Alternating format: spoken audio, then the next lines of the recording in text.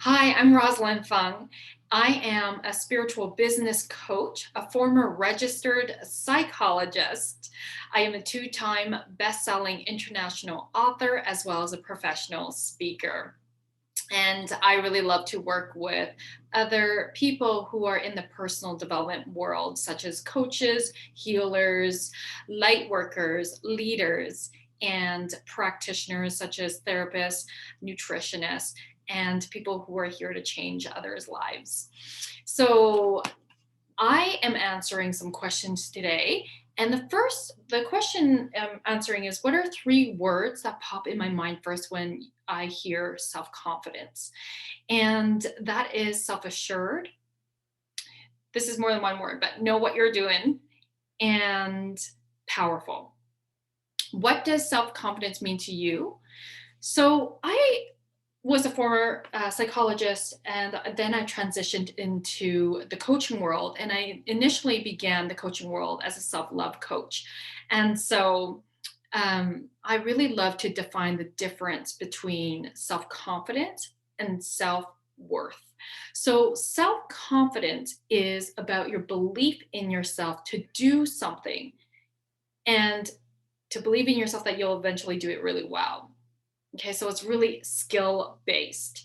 Whereas self worth, which a lot of people think they're the same thing, but they're not, self worth is about your belief in yourself in terms of the value you hold of yourself.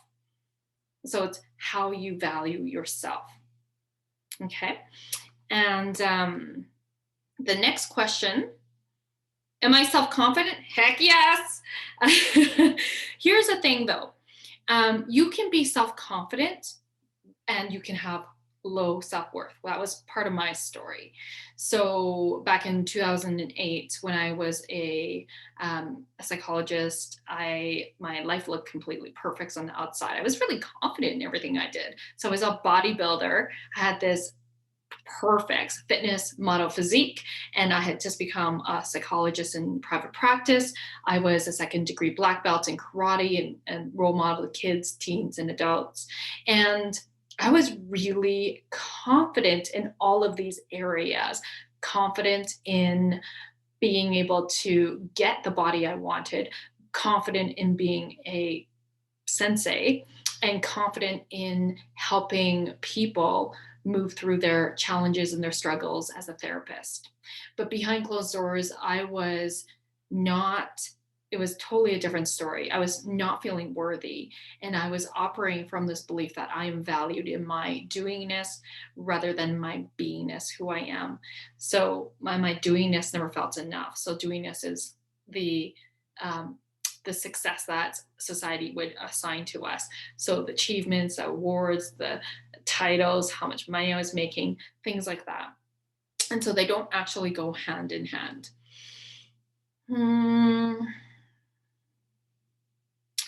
What I believe hinders your ability to be self-confident. Oh, sorry. Okay. So am I self-confident? I am. And it really does depend, though, on what the um, the task at hand is, or the topic is.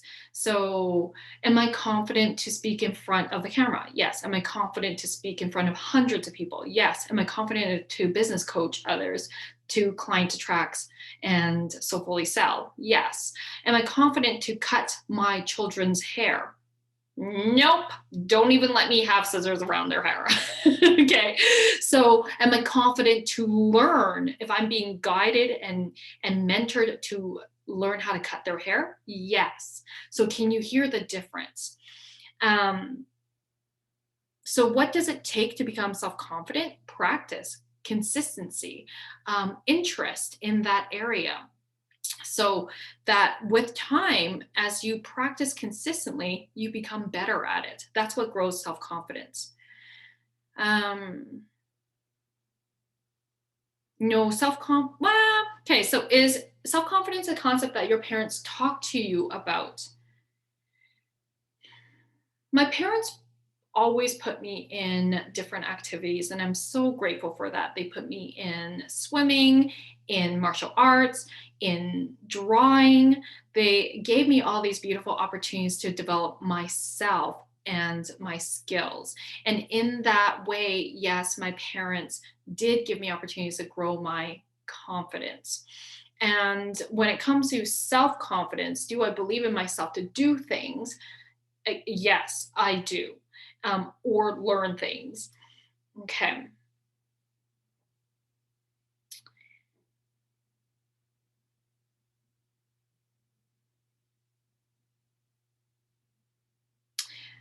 Share a life experience that helped you realize you aren't self confident.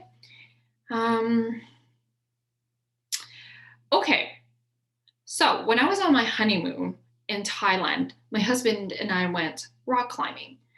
And I never really rock climbed before. We were literally rock climbing a real mountain or a cliff. And I thought, you know what? I'm a fit girl.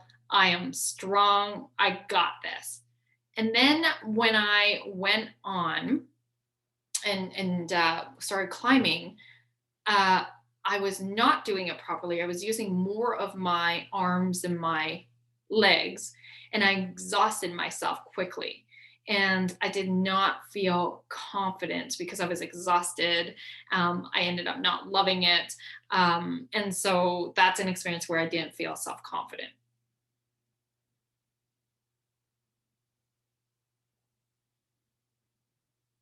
Okay, so here's my professional perspective on self confidence. What hinders people's ability to become self confident?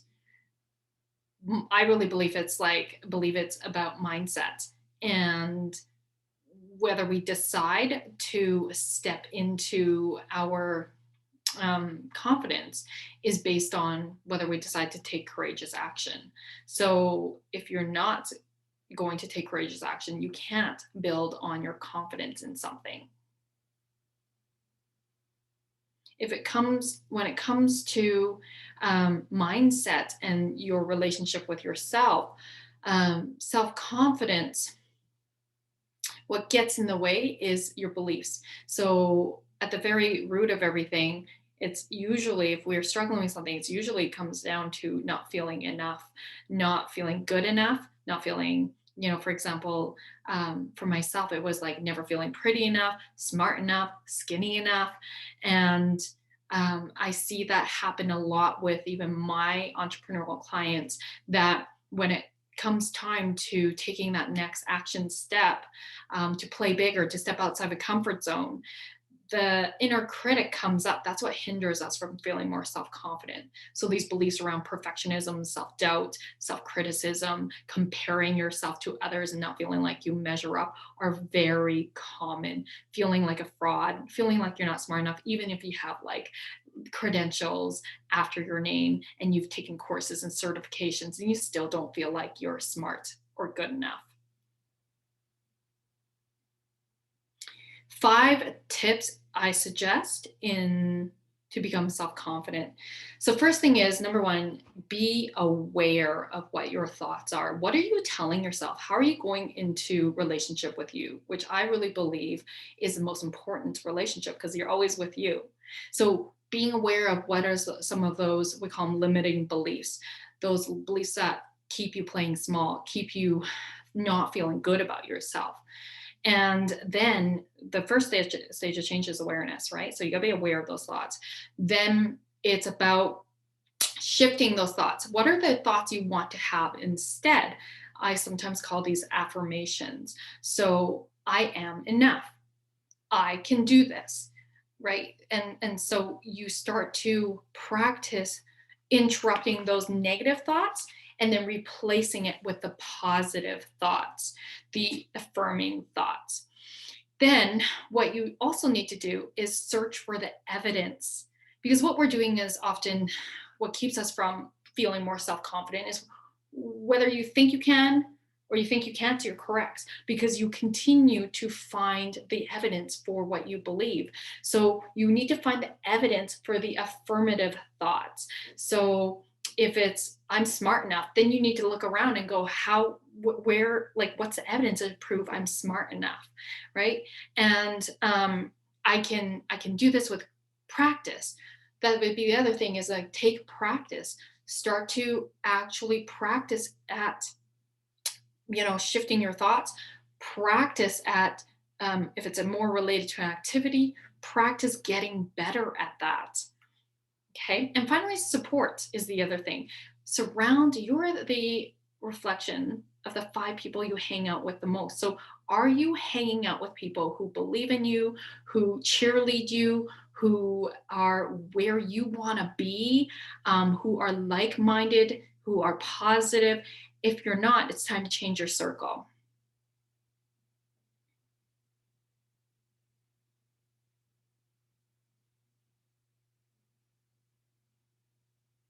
Okay. What is an opinion? Okay, I think I answered most of the questions. Some of these are overlapping, so I hope that this was helpful, Kajul. And if not, if I didn't answer something, let me know. I can make a video on that. Thanks, love.